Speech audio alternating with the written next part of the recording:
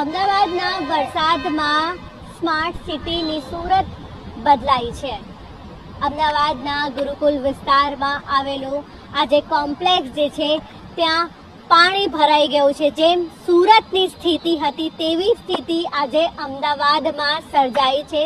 આ જે હાલ દ્રશ્યોમાં જોઈ શકો છો કે જે કોમ્પ્લેક્સ છે તેના આ ભોયરામાં જે પાણી ભરાયું છે, જેમાં દુકાનો જે છે અડધી સુધી જે ડૂબી ગઈ છે અને જેના કારણે આ દુકાનોની અંદર જે કહેવાય કે જે માલ સામાનને નુકસાન પહોંચ્યું છે।